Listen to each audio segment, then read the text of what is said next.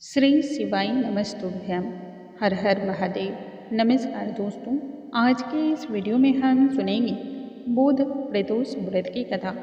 जो प्रदोष का व्रत बुधवार को करता है उसे बुध प्रदोष व्रत के नाम से जाना जाता है। यह व्रत सर्व मनोकामनाओं को पूर्ण करने वाली है।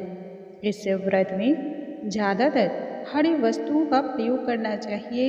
हरे बेलपत्र, हरी मूंग, हरी दुर्वा, इनके इस्तेमाल से और पूजा में इन चीज़ों के प्रयोग से अधिक फल की प्राप्ति होती है। बुधवार प्रदोष व्रत की कथा व्यक्ति के भाग्योदय का कारक होता है। जो व्यक्ति व्रत करते हैं उन्हें अनिवार्य रूप से व्रत की कथा सुननी चाहिए ताकि संपूर्ण लाभ की प्राप्ति हो। और जो भक्तगण किसी भी कारणवश व्रत ना कर पाते हों उन्हें भी अनिवार्य रूप से इस उत्तम महात्म्य को श्रवण करना चाहिए। आइए आज के इस वीडियो में हम सुनेंगे बुधवार पड़ने वाले प्रदोष व्रत की कथा। सबसे पहले भगवान श्री गणेश का ध्यान कर लेते हैं। श्री वक्रतुंड महाकाय सूर्यकोटि समप्रभा निर्विघ्नं कुरु मे देव सर्वकार्येषु सर्वदा। ओम नमो भगवते रुद्राय। प्राचीन काल की बात है, एक पुरुष का नया नया ब्याह हुआ था। ब्याह के 2 दिन बाद ही उस पुरुष की पत्नी मायके चली गई। कुछ दिनों के पश्चात वह पुरुष पत्नी को लिवा लाने के लिए उसके यहाँ गया। बुधवार को जब वह पत्नी को साथ ले आने के लिए बोलने लगा तब ससुराल वाले ने उसे रोका और कहा, बुधवार को कभी भी विदाई नहीं करनी चाहिए। बुधवार की विदाई शुभ नहीं होती है। इस पर वह पुरुष अपनी ही जिद पर अड़ा रहा और ससुराल वालों की बातों को अनसुना कर दिया। पत्नी को विवश होकर के साथ चलना पड़ा और ससुराल वाले मायूस होकर के अपने जमाई की बातों को मान गए। अभी नगर से कुछ ही दूर बाहर पहुंचे थे कि उस पुरुष की पत्नी को प्यास लगाई।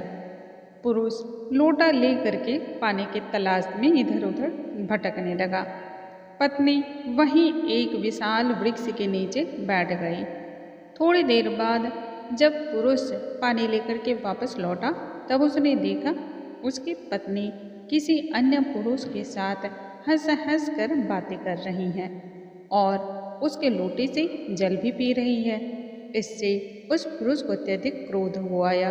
क्रोध और द्वेष से जब वह निकट पहुंचा तब उसके आश्चर्य का तो ठिकाना ही ना रहा।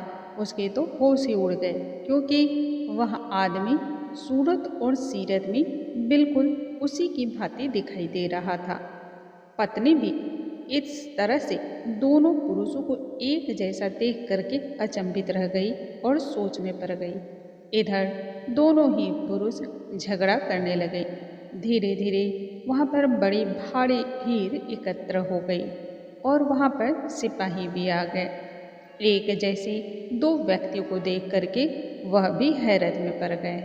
तब उन्होंने स्त्री से पूछा, स्त्री, तुम्हारा पति इन दोनों में कौन है? वह तो ठगी की ठगी रह गई। कर्तव्य मूढ़ सी वह देखने लगी और उसे समझ में ही नहीं आने लगा। तब वह पुरुष भगवान शंकर से प्रार्थना करने लगा, हे भगवान, अब आप ही हमारी रक्षा कर सकते हैं। आप ही इस विपदा से मुझे बचा सकते हैं। मुझसे बहुत बड़ी भूल हुई जो मैंने अपने सास ससुर की बातों को अनसुना कर दिया।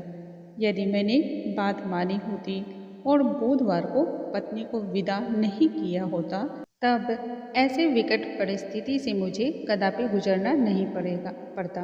मैं भविष्य में ऐसी गलती फिर कभी नहीं करूँगा। बस इस समय आप संभाल लो।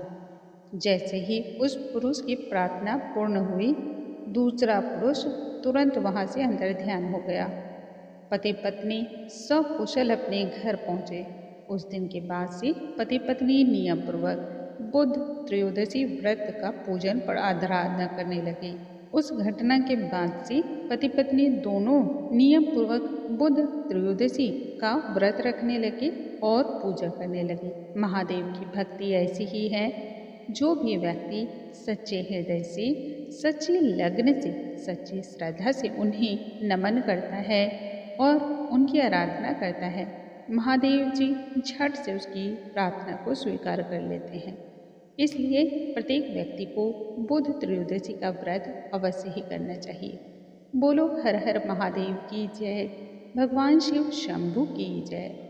हे प्रभु, हम सभी के दुखों को दूर करना, हम सभी के ऊपर कभी किसी भी प्रकार से मुसीबत ना आने देना। आप ही जगत के पालनहार और तारनहार हो, आपसे ही सृष्टि का संचालन है। प्रभु, आपके आगे तो काल भी डरता है, फिर हमारी क्या बिसाते हैं।